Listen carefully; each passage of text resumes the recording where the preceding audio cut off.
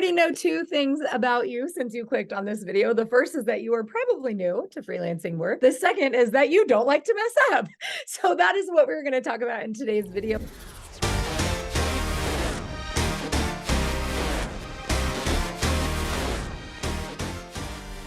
My name is Lauren Golden. I'm the founder of the Free Mama and the Free Mama movement and the host right here on FreeMamaTV. And I've coached over 6,000 women and men on how to start and grow a successful virtual business from home. Now, it could be a variety of niches. I have virtual assistants, online business managers, bookkeepers, social media managers, copywriters, and coaches in my repertoire of coaching people. But these mistakes that we are so afraid to make, and some of us, we make them even when coaches and consultants are telling us not to make them, or we see videos like this on the internet calling us out on our stuff.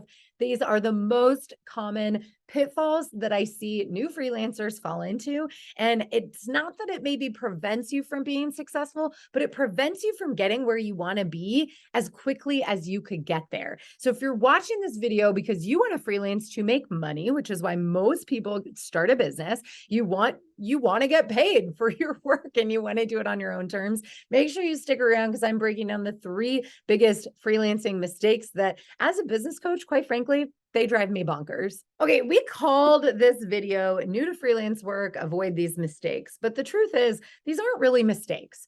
You are going to make mistakes. I make mistakes. We are all human. So right off the bat, I just want to free your mind of obsessing over a fear of failure or feeling like things have to be perfect for you to even get started. At some point, you're going to mess up and it's okay. What you're really made of is what you do after that mistake. And it doesn't matter what service you provide. We all are prone to human error at some point. So it's not that we want it to become a habit or that we are okay with it, but we have to kind of make peace with the fact that if we wait to start something until it's perfect or we're perfect, the world would literally not function. It's just not possible. So a better term for what we're actually talking about today is pitfalls. These are actual, I imagine like a pit, like a hole, like in the ground, and you're like freelancing and you're like, oh my gosh, I'm going to do this. And you're like, and you're down in the hole and you can't find any clients because you're in a hole. Okay. So I know that was really dramatic, but that's kind of what this feels like.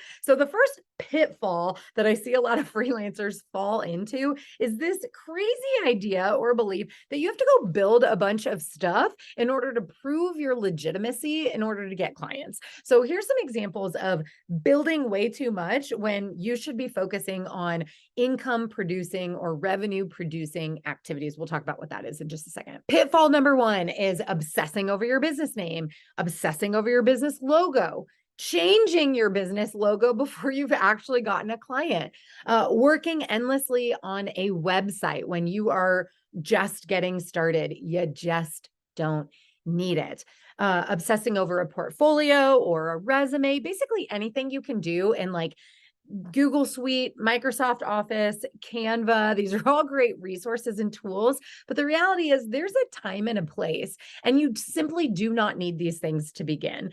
I know this. Everybody who's ever made money as a service provider knows this, and yet it's one of the biggest traps that people fall into, even though I don't really know anybody teaching people to start with this. The one thing that you have to do, and we actually talked about this in last week's episode, which I highly recommend you go watch after this video because it's also for new freelancers around your beliefs. But that one thing that you have to do as a service provider is talk to other humans. And we'll talk about that here in just a second. So I always say as freelancers, our job is not to go build and create a bunch of stuff for ourselves. Our job is to let the entrepreneurs, the business owners, go let them create, because as they do, eventually they're going to hit a point in their business or their project where there's something they either don't know how to do or they don't want to do, and they are going to want to outsource it to a freelancer like you. So we're going to let everybody do the building and creating, and instead we're going to focus on helping and filling in the gaps for those people rather than hiding behind things that can absolutely keep us busy. They can absolutely give us the dopamine hit that we're working and that we're making progress, but they do not result in paying clients. All right, pitfall number 2 makes me a little crazy. I'm not going to lie. I love you. If this is you, I love you. It's why I'm making this video is for you. But the pitfall is wasting time thinking, planning, overthinking, rethinking, second guessing, basically all this time and space and energy we spend inside of our heads. And the most common things we do this on are trying to figure out our niche or the services we provide, trying to figure out our pricing, trying to figure out who our ideal client, like we really overthink this.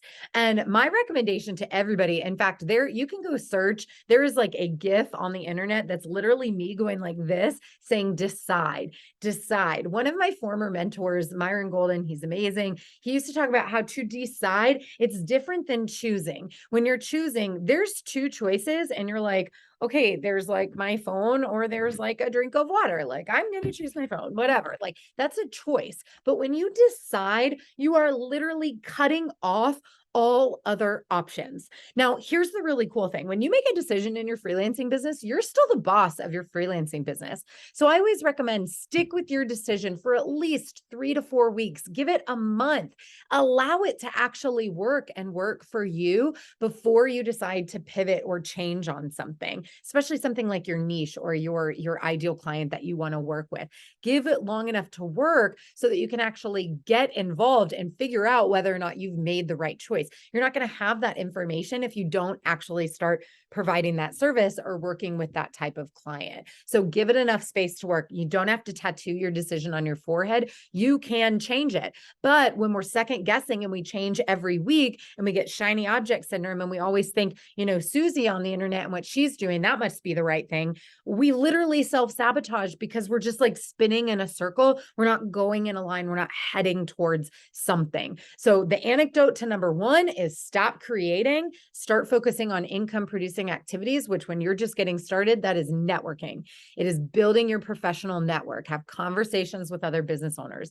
The anecdote to number two to wasting time is to decide and to move forward with a decision long enough to actually allow it to work for you before you decide with actual information from the doing how you want to pivot and move forward. Pitfall number three is a doozy because quite frankly, it's non-negotiable as a service provider, and that is avoiding people. So you can do this through the overthinking. That might be your avoidance tactic, perfectionism, right? Or you might do this through the building and the creating. You're like, look at me working. I'm like so amazing showing up in my business, but you're not focused on actually making money or connecting with clients. You can even do this when it comes to trying to get clients. This looks like sending out 1,000 job applications, getting on sites like Fiverr and Upwork. It's not that they don't have a time and a place and that you could find success, but I see so many people doing this because it feels easier, because talking to people can feel scary.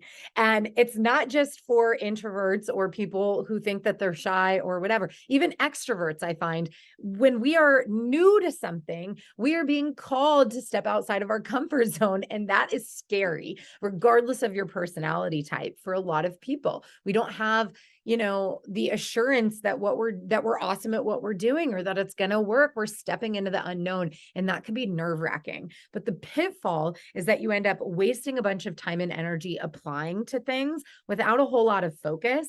It might look like sending out pitches as well. And it's not that pitches don't have a time and a place, again, when these things can be effective. But I know that I get about 10 pitches a day from copywriters who I'm guessing just don't want to actually have conversations with people and build their professional network. So they're willing to contact hundreds, if not thousands of people, hoping that one or two are actually going to take a bite. When in reality, you could build 10 to 20 people inside of your professional network and probably get the same amount of business. And you're going to get referrals moving forward. And you're going to get the fulfillment of building a community, because being a business owner can sometimes be lonely. Speaking of community, if you would like to join the best one on the internet, in my opinion, make sure you hop over to Facebook after you watch this, the freemamamovement.com. We would love to have you. I go live once a week with a training. Plus, truly, there are some of the most generous people who not only would love to become part of your professional network, but are there to help crowdsource, and we all answer each other's questions as well. So we'd love to have you join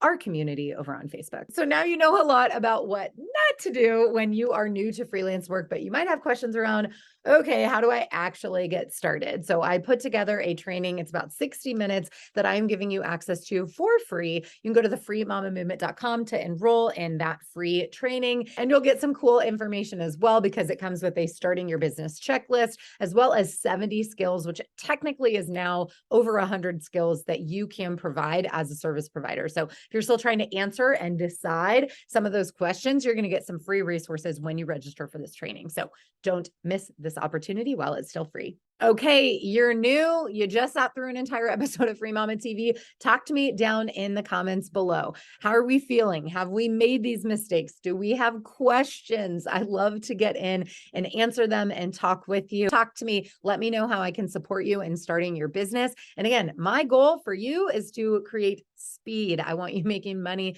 sooner than later, because that's going to increase your belief. It's going to increase your quality of life. Super excited you're starting out in this venture, and hopefully this video helped. See you next time. Oh my gosh, I'm like lightheaded from talking for so long. It's the longest run-on sentence of all time. We have a I keep wanting to restart, but I also know you're going to hold these against me in bloopers, so we're just going to keep going. Oh my God, I can't talk. Sorry. Again. Oh my gosh. Lauren.